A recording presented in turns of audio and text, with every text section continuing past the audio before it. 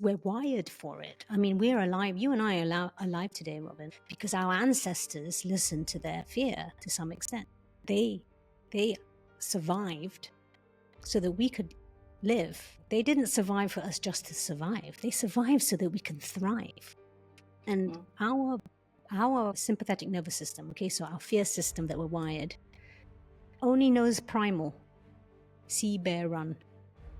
Yeah. See dinosaur hide. Okay. It cannot be updated for the dangers of modern living. So the way we navigate that is to cultivate our self-awareness. So when fear shows up, and when we understand it's pulling us into a past moment or into a future, so the past that's already happened, we can't change what happened, or our fear is drawing us into the future, worrying about something that hasn't happened yet and might never happen. But when we focus on the past and we focus on the future, we're no longer in the present. So we get into the present. We get into the present by... Hello and welcome back to another episode of the Right Space podcast, where for some reason I still haven't actually published an episode about writing. I'm your host, Robyn-Lee Samuels, and with me today is a lovely guest, someone who I met in the pro group, I think, in the Futures pro group. For those of you who've listened from the beginning, you will have noticed a pattern here, where a lot of guests come from the pro group, and I talk about Christo a lot. But help me, Bright Space listeners, to welcome Melissa Indot. How do you say your last name? Indot. Welcome, Melissa. How are you? I'm good. Good to be here. I'm so excited that you got your podcast up and running. And Finally. feel privileged to be invited to be a guest on it. So congratulations. Firstly, tell us a bit about what you do, and then also how you have come to embrace this personal brand that is all about authenticity and freedom and just fearlessly communicating what other people would only feel on the inside. And I think there are some people who they wear their souls on their outside, if that makes sense. Mm-hmm. So there were two questions there. Which one do you want me to? And yeah, what was your transition like? I don't feel there was really a transition. I feel like I think the transition for me was more having an awareness. Okay, so let me, of course there was a transition. So let me clarify that more. So I've always felt that I've lived pretty authentically. Okay. I never really felt I ever fitted in. And obviously there were times in my life when I did shrink myself, abandon myself, reject myself to kind of fit into what we'd call societal stereotypes. And just to break that down, societal stereotypes are, for example, if you identify as a woman, then women wear dresses. It's basically as basic as that. Okay. If you're good at maths, then you should go down the route of banking, finance, accounting. If you're good at sciences, then the avenue to go down would be engineering or becoming a chemist or a pharmacist or medicine. Okay. So that's what I would frame as societal stereotypes. So I always felt different. And as I was growing up, there were parts of me that did kind of just follow the flow of conditioning. But on the inside, I still had the courage, although I didn't see it as courage. Maybe I'll call it rebellion, to continue owning these parts of me that felt like it didn't fit in. So I almost never wore dresses. I maintained quite a boyish, what convention and tradition would term as a boyish profile, a boyish image. And I pursued the things that lit my heart up. And during different chapters of my life, I did continue to struggle with all the times that I did abandon myself, but I kind of soldiered on, I guess, because maybe 50% of me was still following my heart, doing what I wanted, and dealing with the struggle of fitting in. I just dealt with it. I just sucked it up. And it meant that I grew a bit of an armor. I grew a thicker skin, so to speak, and normalized a lot of my emotions of frustration, if we can call that an emotion. I should say feelings of frustration, anger, resentment, and disappointment. I kind of just normalized that and said, well, that's just part of life. And what happens is when we normalize these kind of emotions, they build pressure within the system. And at some point in your life, for some of us, the system can't handle it anymore. And either you get physically ill or you have a breakdown of some shape or form, or something happens in life, which tends to be a human pattern, that causes you to wake up and smell the coffee. For me, that was losing my dad. He had cancer of the esophagus. It really wasn't a very extreme level of it. It was like, I think it was 2B, not even 4, not terminal. And we were navigating that as a family. And within 6 months, 5 months, 5 or 6 months of his diagnosis, he passed on. And my dad was, I think for most women who have healthy relationships with their fathers, was the greatest man in my life, the man that I loved the most in my life. And so when and I'm the youngest in the family, and I definitely consider myself a daddy's girl. So when he passed on, of course, it made me question. I was angry, first of all, and secondly, I felt abandoned by him. And it did make me question life. Like, why are we here, really? What's the purpose of it all if we just die? And at that point is that first kind of transition in my life was when things started to unravel. So by asking myself, right, why are we here? I started to notice all the ways that I was compromising who I was and who I am to fit in. And some of that was compromising who I was even within my family dynamic. So throughout the whole health journey my dad was going through, I silenced myself a lot because I had put myself in different boxes. For example, I'm the youngest. My opinion matters the least. I'm the youngest. No one hears me or cares what I think. And because I allowed these narratives to rule my life, I often muted and silenced myself. I didn't share my opinion. I didn't speak up on things that I was unhappy about. And so that left me feeling very bitter and resentful and wanting to blame other people after my dad passed on. But I soon came to learn that the only person there was to blame, but really hold accountable for my choices, was me. And I started to question life. And when I couldn't find any real answers, any logical answers out there, I started my personal growth journey in full force. And that looked like a lot of self-study, a lot of philosophy study, studying the ancient sages, yoga, and reading a lot of spiritual books about the soul and metaphysics.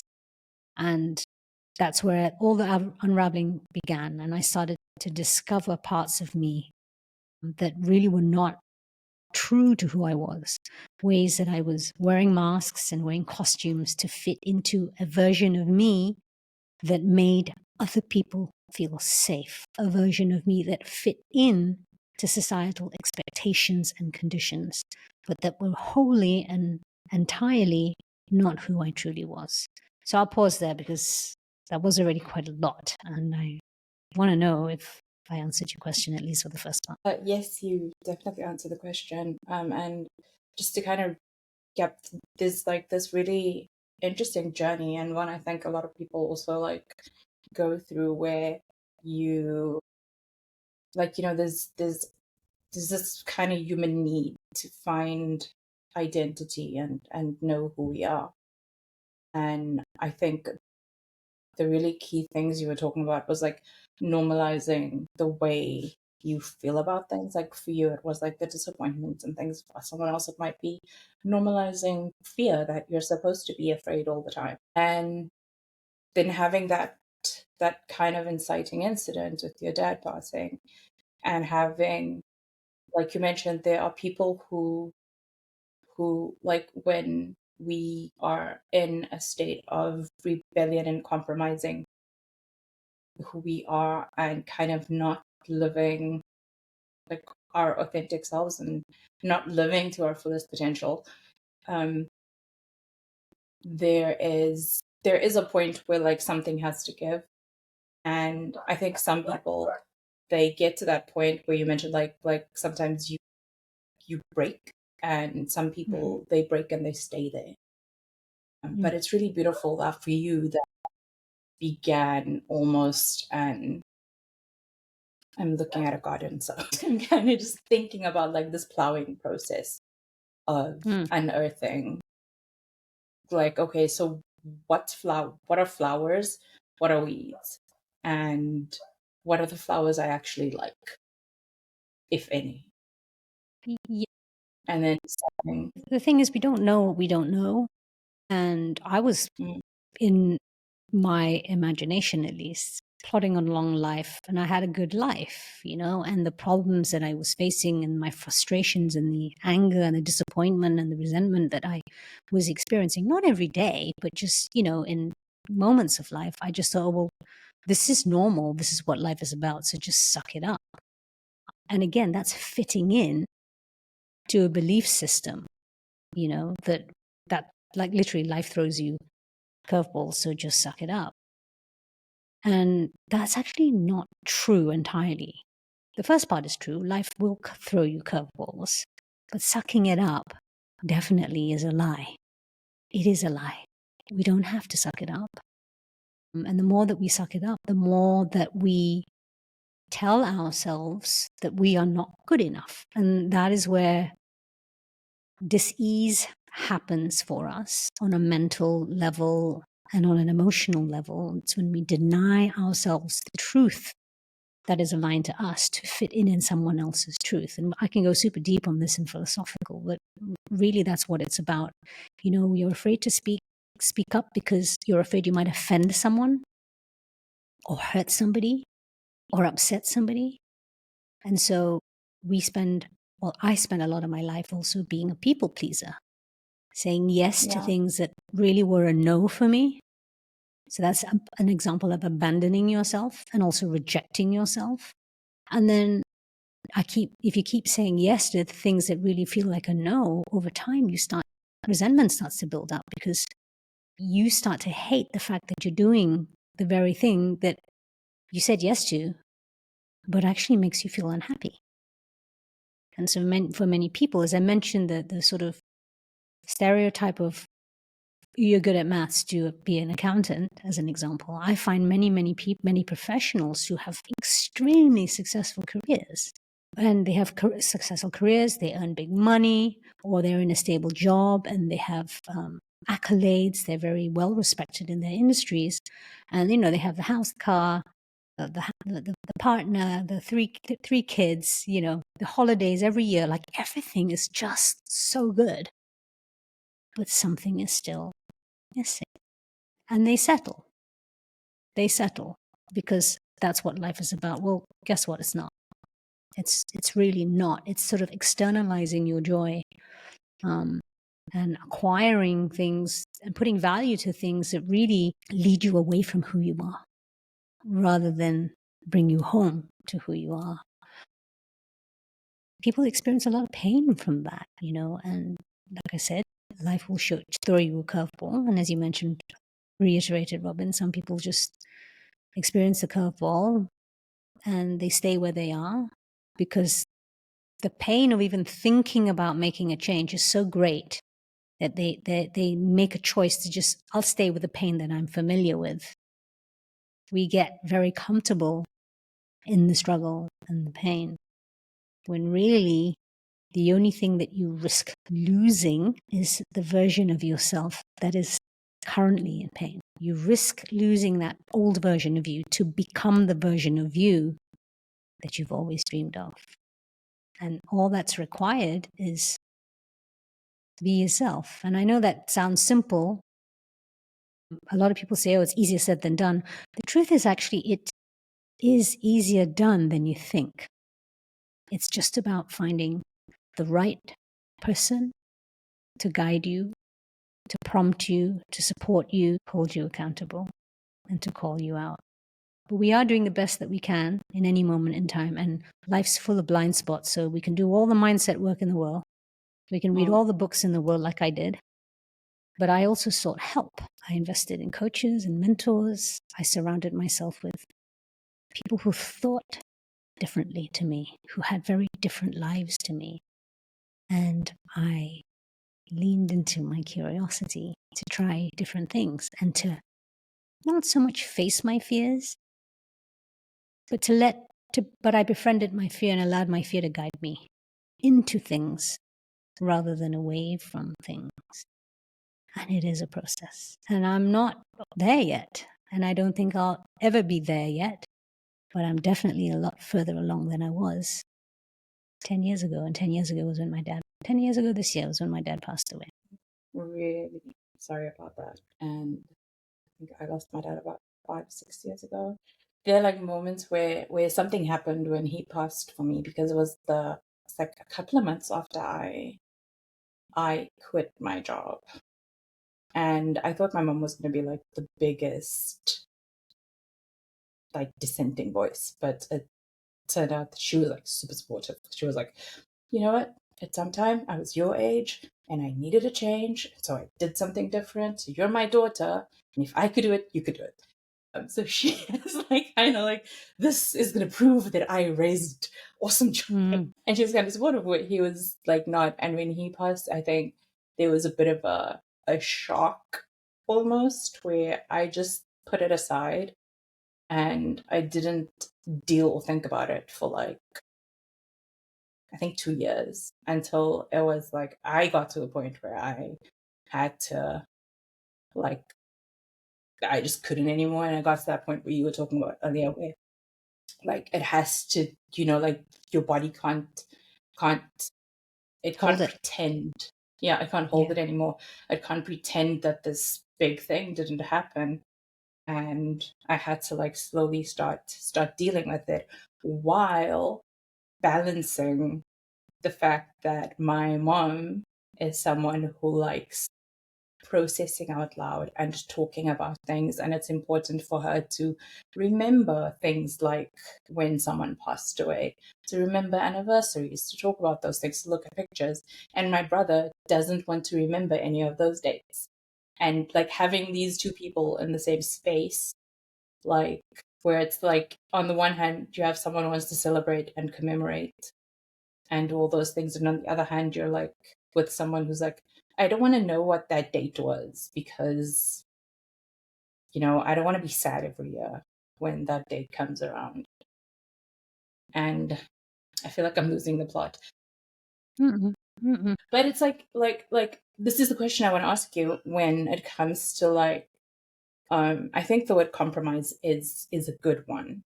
And there is a point where you compromise so much that in trying to be there for everyone and in trying to be palatable for everyone, you lose yourself and you deny yourself, like you were saying. What is kind of like a balance that we strike between, let's say you're because we are communal beings as well. So whether it's like partners or friends or children or whatever, like at some point there is a negotiation between being your true authentic self and being aware of someone else and the person around you, and not being like your whole self. Like I have a thing that I say to a friend of mine who also likes saying, just be yourself.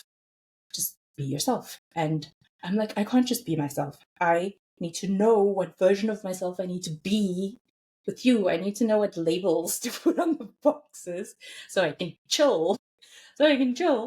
Which sounds weird, but like that is me being me. It's me being like, okay, I need to know, how do I show up here? And once I know how to show up here, I can chill. And then I can just like be myself in that context.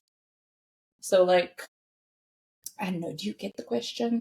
Yeah, it's a great question. I mean, it's very layered and there's a lot of semantics around here, but ultimately, It's about learning to make choices that feel good in you. So if for you, safety and feeling good is about understanding what version of yourself needs to show up for someone else, but it still feels good for you, then fantastic. So you're a person who wants to show up for your friends in the way that they need.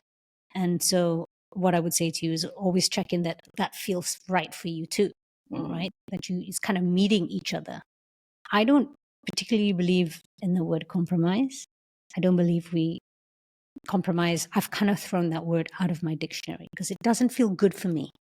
That's a choice I make. Okay.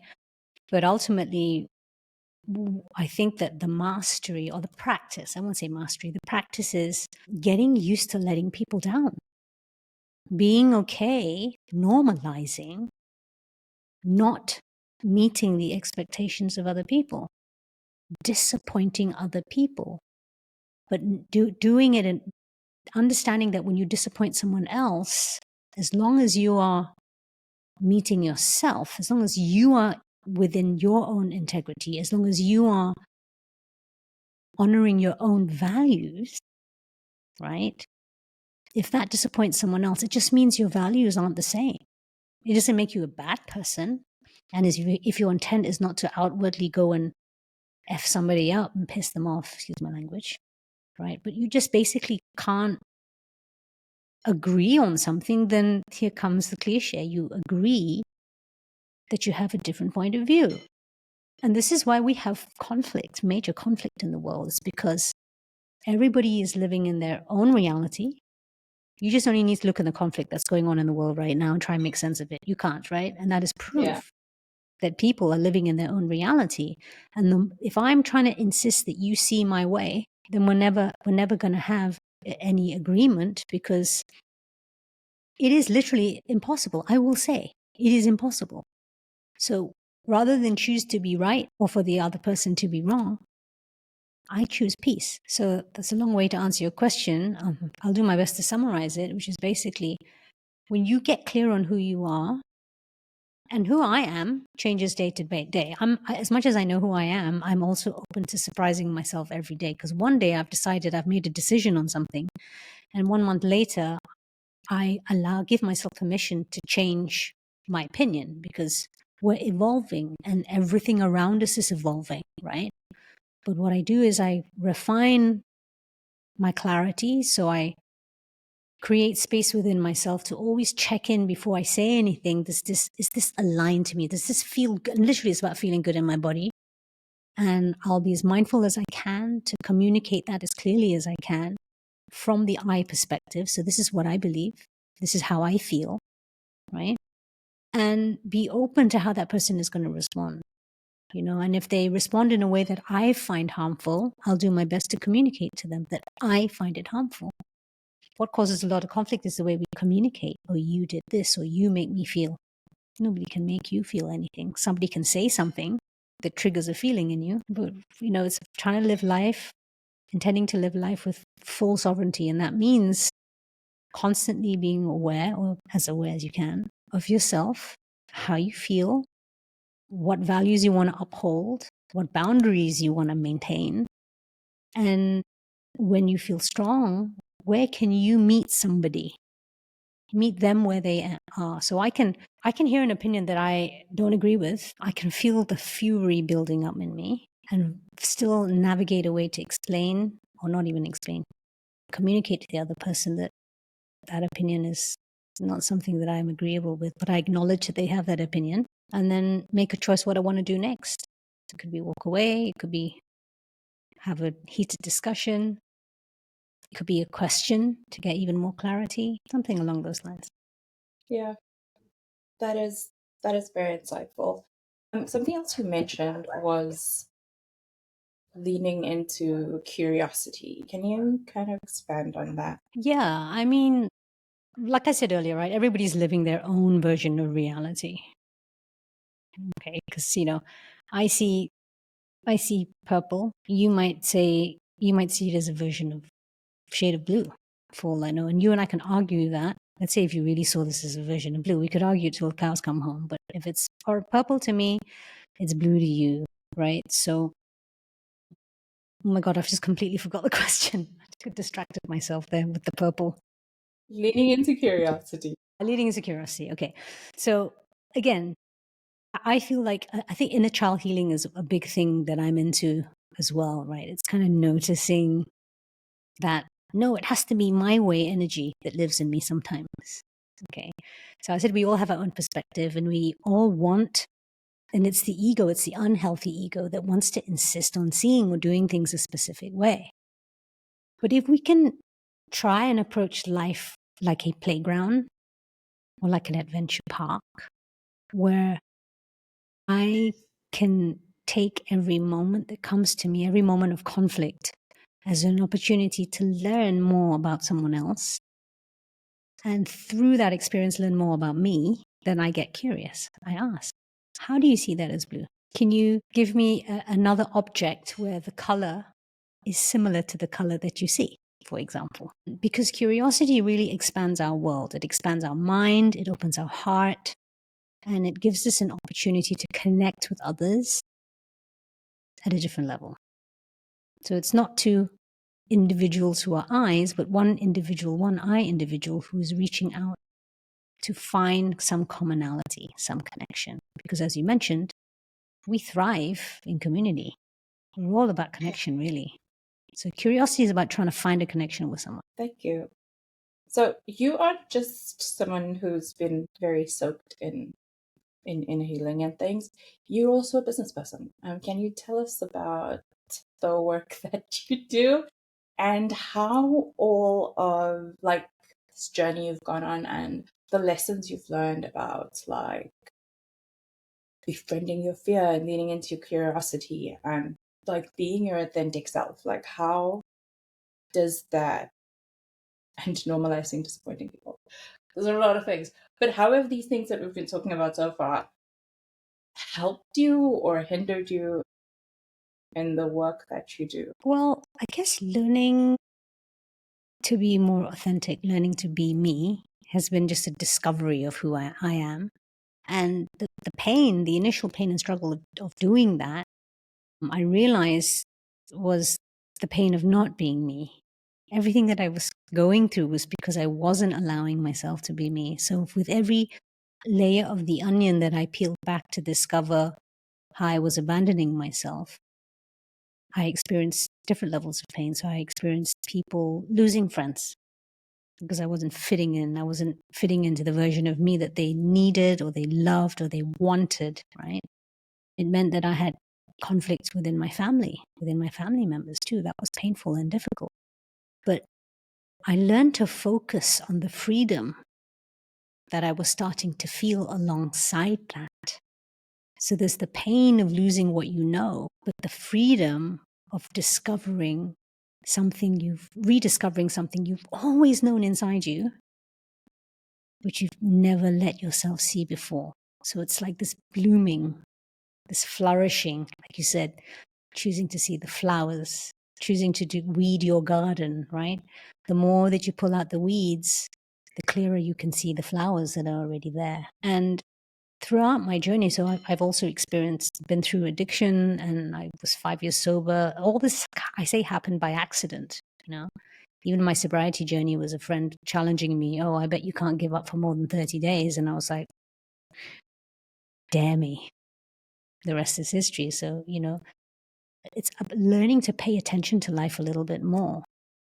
I literally stopped drinking for 30 days, as I always do every year. And when I was challenged that, I did 60 days. And being my best competitor, at 60 days, I thought, I'm going to push myself to 90. And when I hit 90 days, I started to notice a change within me. And that change was actually grumpiness, a lot of anger and resentment for life was kind of welling up in me because my addictions had suppressed all these emotions.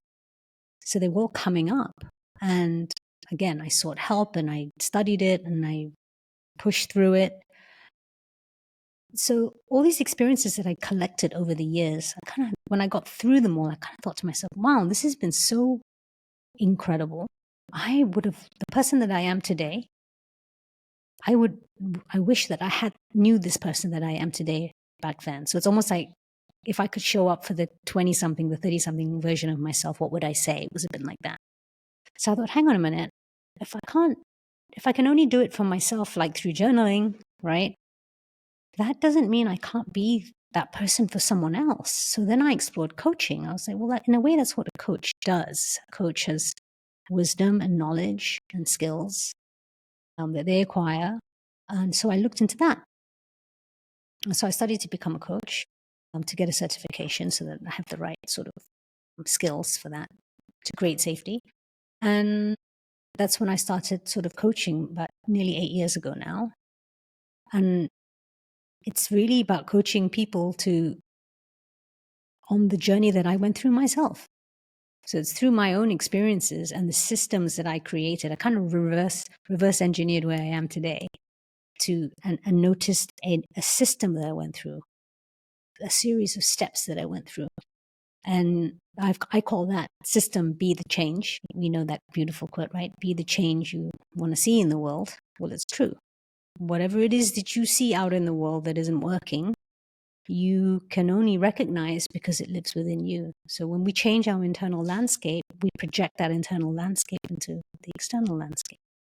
So it's like, okay, I'm on this mission. I want to be the change. I want to help people be the change that they dream to be. And so that's basically what I do now. I call it fearless authenticity coaching, and I deal with mindset. So particularly, you see, being a coach means you help people get to their goals, right? You have a strategy and you have a game plan and an action plan. That's, I'm going to say, it's easy. It's fairly easy to do when you know how to do it. Okay. And you know how to do it for other people. But really, what I look at and I help other people notice is the blind spots that keep you from being able to take the action. And those blind spots on a foundational level, on a basic level, are where you are living your conditioning, where you are fitting into a stereotype you weren't aware you were fitting into. Those are the blind spots. So I see what you are blind to. I listen for what you can't hear. And I feel what your system has shut down to feel. Much like a rearview mirror.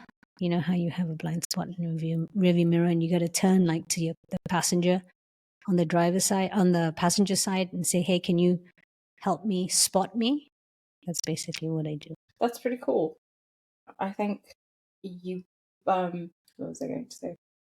Yeah, it's pretty cool. Like the fearlessness, I think, is something that pops up a lot, where you have like fearless authenticity, fearless curiosity, and there is like, I suppose, a fearlessness in freedom and in like unchaining yourself from all these expectations that we place on ourselves and the expectations we allow others to place on ourselves, for good and there's a bad. paradox. There's a paradox there, Robyn, and it's sort of counterintuitive as well, right? Freedom from fear. When fear is the thing that actually keeps us alive. For me, the way I frame fearlessness is actually learning, as you mentioned, to befriend your fear. The minute you befriend your fear, right, you onboard it. Yeah, normally we want to push fear away, right? We let fear stop us. I am all about let's befriend this fear and you literally transform fear into fuel for forward momentum, because it's all about how you frame it. Words. A lot of There's not a lot of words, but like practically. Okay, let's do a role play if you're okay with that. Okay. Let's do it. About befriending your fear. So let's say I am like one of your people, and one of your people that you're coaching through fierce authenticity. I want to learn how to befriend my fear. How would you like walk someone through that? Well, you first need to tell me what you're afraid of. All the things. You need to give me something that you're afraid of. Okay, I'll give you something specific. Driving. You're afraid of driving? Okay. Yeah.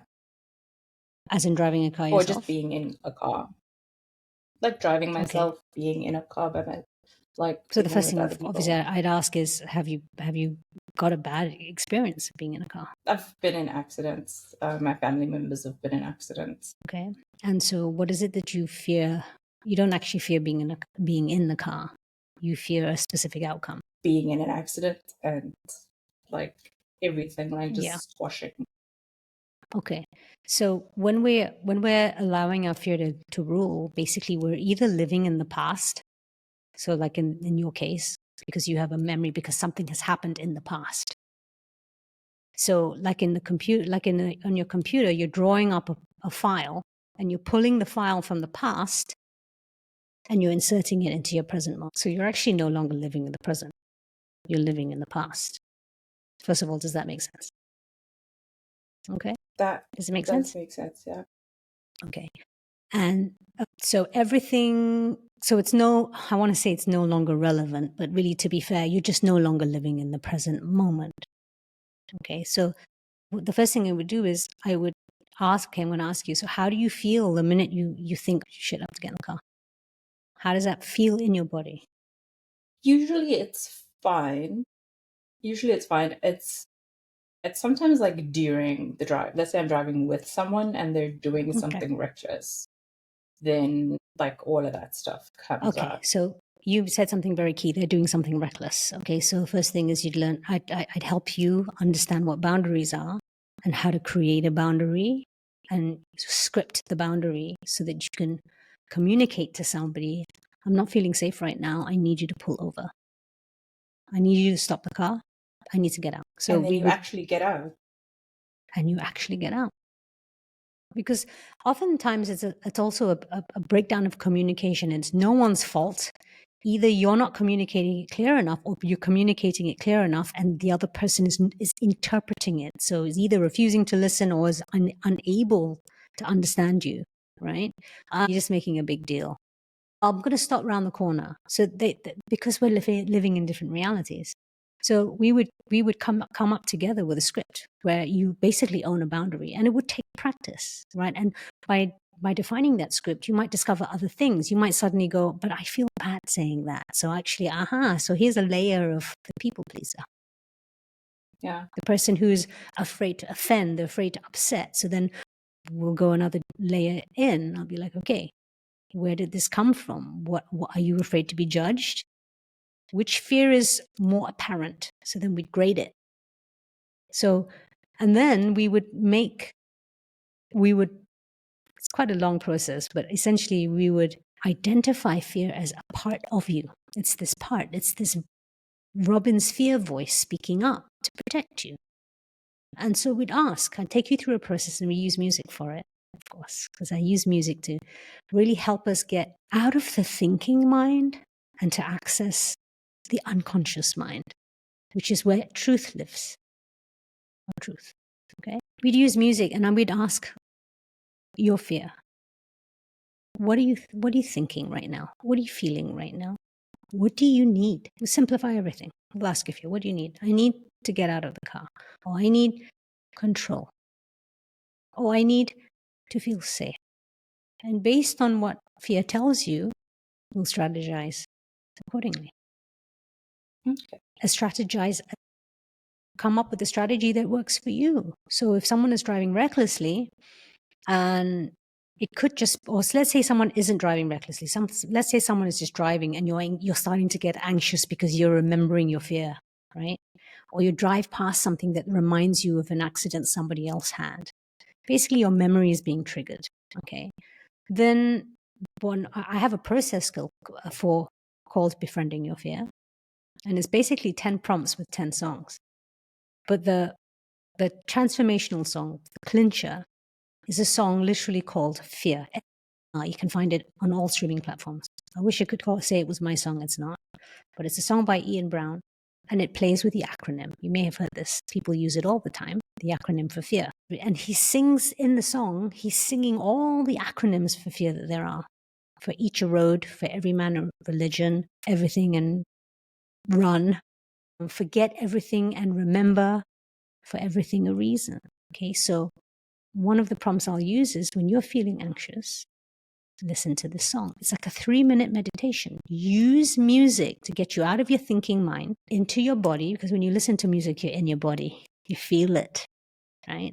And that song becomes like a mantra of all the different acronyms. So basically, instead of experiencing fear the way your sympathetic nervous system is experiencing it, basically fight, flight, or freeze, the song is helping you flip how you're seeing fear. Fear becomes, for everything, a reason. Fear becomes, face everything and rule. Fear becomes, forget everything and remember where I am. Remember to breathe. So then you choose the acronym that supports you best. So you change the energy behind the word fear. Fear becomes a powerful word, a powerful acronym. And if the song doesn't, if none of those acronyms resonate for you, then I encourage you to write your own acronym. Feel awesome. No, what's feel? Feel excited. And what's in the word? And something. And revel. Something, yeah. Feel excited Revel in and the revel. awesomeness.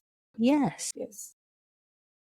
I think that's a very helpful exercise. And I like your approach to it, where it's like, it's almost unmasking fear and the biological reason why it's in us, which is it's a survival instinct. Mechanism. It's there to help us against danger, and there's a reason it's there. And when we do feel it, it's because something about the situation you're in feels dangerous. And I know that there's one lady who also, some video I saw on YouTube, but she tells her clients to say that, to kind of embrace whatever they're feeling and say that, like, this will pass. I feel whatever, but it won't feel like this forever. And just kind of like reminding them to be that that whatever they're feeling is temporary, and they're gonna be okay. They're like, even if the worst that can happen happens, they're gonna be okay. But I like your approach of like reintroducing the person to fear in a similar way that you would kind of unmask their own personal things, so that they can remember who they are and be more authentically themselves. And that is like a really long process, as you know, life and personal growth it's a constant process where you like find new layers, new things, where you need to like confront new like parts of yourself and decide, am I keeping this? Am I letting it go? Am I happy with this? And yeah. And am I okay to be unhappy with this for this moment? Because even what you just said, it's a long journey. It's only a long journey when you're constantly focused on where you are not yet at, right? If I'm focused on, I'm not there yet, yes, my friends, it's going to be a long journey. But if you focus on present moment, which is the dealing with fear, and I love that you reminded everybody, right, that fear is we're wired for it. I mean, we're alive. You and I are alive today, Robyn, and everybody who's watching your podcast, listening to your podcast, because our ancestors listened to their fear to some extent. They survived so that we could live. The thing is, they survived and we're surviving. They didn't survive for us just to survive. They survived so that we can thrive. And our fear system, our sympathetic nervous system, okay, so our fear system that we're wired, only knows primal. See bear run. Yeah. See dinosaur hide. Okay. It cannot be updated for the dangers of modern living.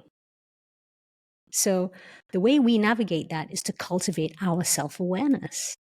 So when fear shows up, and when we understand it's pulling us into a past moment or into a future, so the past that's already happened, we can't change what happened.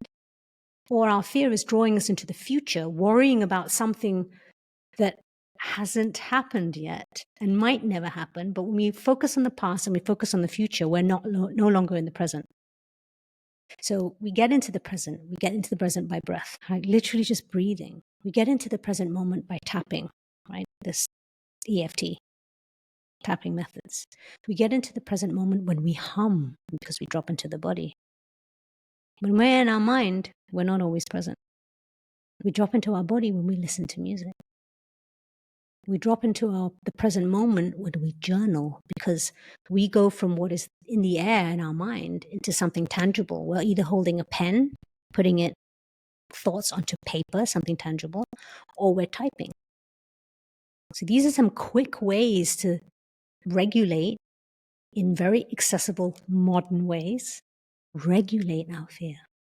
I'm thinking of that song by Warren G, Regulate. I know that song.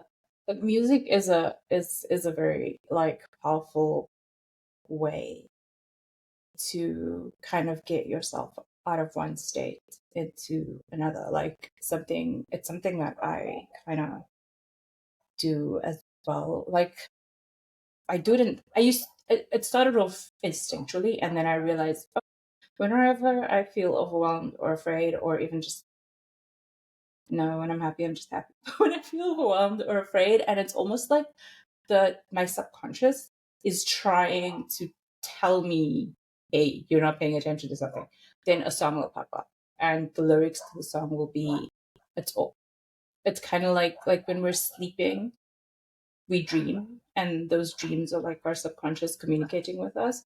Sometimes the music we listen to, the music we're drawn to in a certain time of life, can also do that same thing, where it's like, this is what I need you to listen to now so that you can process the things that you're not wanting to face, or this is what I need you to sing right now. Until there's this one songwriter where she's like, sometimes she writes songs and she sings it until she believes it, and she'll just keep singing the same song over and over until she believes it, or the way she says it, like until the truth beats the facts. And like, yeah, that's a very beautiful thing. Thank you, Melissa. Where can people keep up with you? They can keep up with me best on my YouTube channel. Yeah. Just Google my name, Melissa Indot YouTube, and you'll find it. I think the avatar is Emotional Healing Melissa, I think, but really just Google Melissa Indot YouTube. And really mostly I'm on LinkedIn now. I'm also on Instagram. But I'm not on Instagram as much. I probably post maybe 4 or 5 times a month on Instagram and on my stories. But on LinkedIn is where you'll find me. I'm posting there and having fun, sort of engaging with people and chatting and writing serious stuff, writing personal growth stuff, writing spiritual stuff, writing stuff about expletive fitting in and how to live with fearless authenticity, a lot of stuff about the inner child, and also there being cheesy and being awkward and being the introvert that I am. And as you mentioned right at the start of this, like, how do I be myself? Is I literally get comfortable with feeling silly, because that's just a judgment at the end of the day, you know. And the more that I normalize these judgments, the more I'm actually being myself, because sometimes we just have to be silly. Sometimes we just have to be nerdy and geeky and awkward and strange. And that's okay. That's okay. That is okay. And that's it for today. Listeners, I hope that you go and do something silly today if you enjoyed this. I mean, Robyn, if I could just close with one thing I want to give everyone about the silliness, right? And the being comfortable with being yourself, that fearless authenticity. Just remember that we're all big kids trying to figure out this adventure of life. So if you can look at the next person and see a big kid, it might change the way that you speak to them and think about them and behave with kindness as you would a child. Thank you for having me on your podcast.